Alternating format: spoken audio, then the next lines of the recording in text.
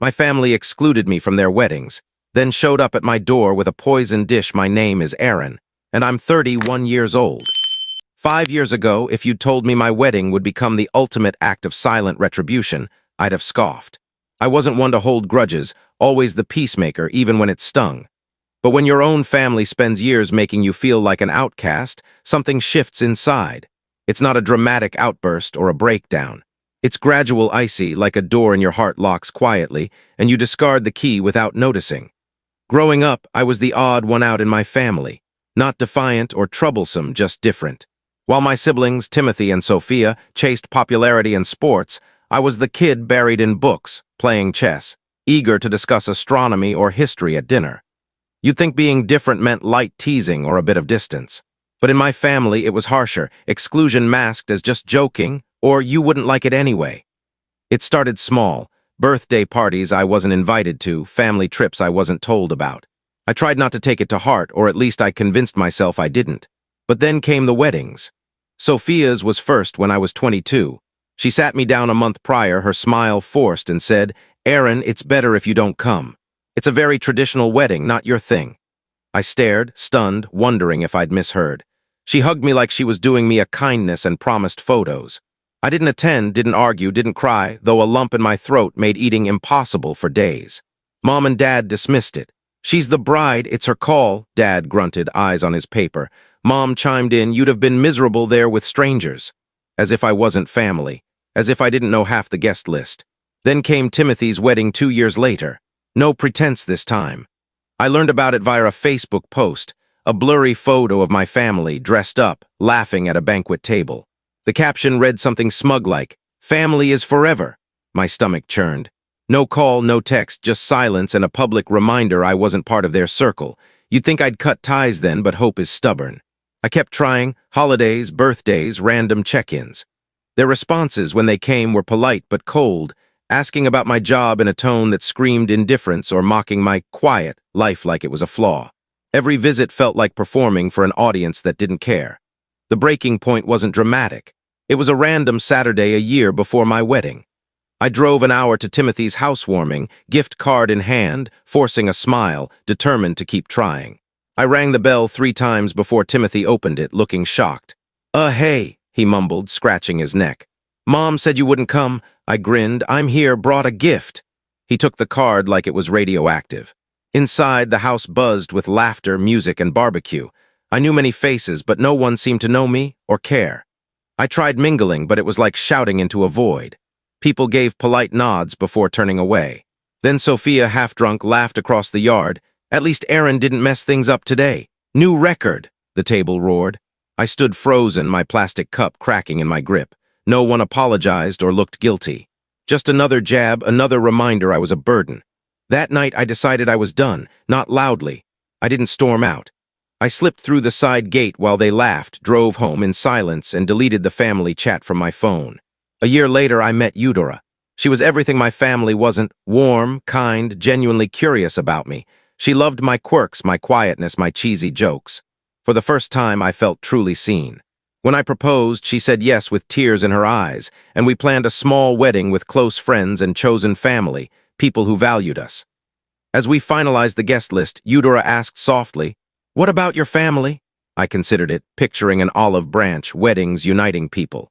Then I recalled Sophia's smug face, the Facebook posts, the drunken taunts, the years of being a ghost at family events. "No," I said firmly, "I don't." Eudora kissed my forehead. "Good.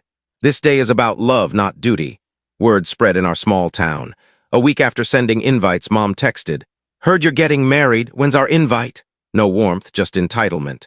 I replied, "There's no invitation." The backlash was instant. Angry texts from Mom, Dad, Timothy, Sophia, guilt trips, accusations, and fake claims of closeness. Sophia posted a vague Facebook status. "Some people forget their roots. Enjoy your little party without real family." I didn't respond. Eudora and I focused on our wedding, friends who cheered our engagement, coworkers who lifted me up, neighbors who treated me like kin. On the day, watching Eudora walk toward me, her smile radiant, I felt chosen, not unwanted. The sweetest moment came post-ceremony. My old neighbor, Mr. Whitaker, smirked and showed me his phone. My family was unraveling on Facebook, frantic, bitter posts from Sophia, Timothy, and Mom about my selfishness and how family means forgiveness. Commenters called them out. Didn't you exclude him from your weddings? No replies, just defensive likes. I shook my head, smiling. With Eudora's hand in mine, I realized I owed them nothing. I'd built my own life, my own family, and they had no place in it. The reception was magical, a cozy vineyard, a perfect sunset, fairy lights, and laughter. The cake was uneven, the playlist glitched, someone spilled a drink. It was flawless. But the drama wasn't over. The next morning, my phone buzzed relentlessly, missed calls, voicemails, texts. Mom's voice was icy. Aaron, call me back, you'll regret cutting us off. Sophia sneered, congrats on your pathetic party, traitor. Timothy sighed, you'll crawl back. Their words didn't sting anymore. They sounded desperate. I blocked their numbers, deleted their messages, and shut them out for good. Eudora and I sipped champagne on our cabin's porch, watching the sunset. Any regrets? She asked. None, I replied, squeezing her hand. I'd chosen my family and they weren't it. Their silence didn't last. A week later, Mom's texts turned desperate. Family sticks together, call me. Dad emailed, we're your legal family. You can't erase that. We laughed, making bingo cards for their predictable guilt trips. Then they showed up. It was a Wednesday morning. I was working remotely. Eudora was cooking, humming to a 90s playlist. A loud, frantic knock startled us. Through the peephole, I saw Mom, Dad, Sophia, and Timothy on our porch. Mom held a casserole dish, her smile forced. Dad glowered. Sophia hid behind sunglasses. Timothy scrolled his phone. I cracked the window. Hi, sweetheart, Mom cooed. We thought we'd talk as family. No thanks, I said. We're busy. Dad barked. Enough nonsense. Come out and face us. Mom's smile wavered. This isn't you, Aaron. You're not cruel. Sophia snapped. She's poisoned you. I met her glare. Nobody poisoned me, you did. Timothy scoffed. Grow up. Throwing away family over hurt feelings? Eudora gripped my hand, trembling with anger. I said you didn't want me at your weddings, holidays, or when it mattered. You don't get to barge in now. You made your choice. I've made mine. Mom hissed. You'll regret this when you're alone. I smiled. I have everything I need. I shut the window. They banged on the door, shouting. Eudora whispered, should we call the cops? Then we heard a crack, something breaking. They were trying to force entry. I stayed calm, not out of bravery, but because the part of me that begged for their love was gone. Call the police, I told Eudora. She dialed, hiding behind the counter. I stood firm, heart pounding, as the banging grew frantic.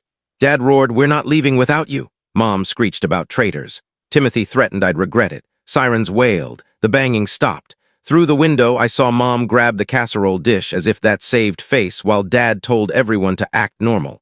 2 officers approached, looking weary. I stepped outside, hands visible. Morning, officers, thanks for coming. Mom rushed forward, dish in hand, fake tears flowing. He's our son, we're just trying to talk. He's brainwashed by her. She pointed at Eudora. The officer asked, so you tried to force entry? Mom stammered. He wouldn't open the door. Dad growled, we have a right to see him. The officer sighed. He's an adult, you have no right to enter his home. If you harass him, he can press charges. I said, I want to press charges for trespassing and attempted forced entry, and I want a restraining order. Silence fell. Mom stammered, we're family. I looked at her. Not anymore. The officers issued a warning, and I filed the restraining order that day. The silence that followed was eerie. No calls, no posts, no guilt trips. They'd lost their grip on me. Holidays stung sometimes, seeing other families together, but the ache faded. Eudora's parents welcomed me like a son. Coworkers threw us a surprise party. Neighbors brought casseroles when they heard about the restraining order, not out of pity but respect. 6 months later, we hosted a barbecue, friends, laughter, kids with water guns. Watching Eudora laugh, I realized my family hadn't just missed my wedding. They'd missed everything, every milestone, every joy, because they couldn't love me as I deserved.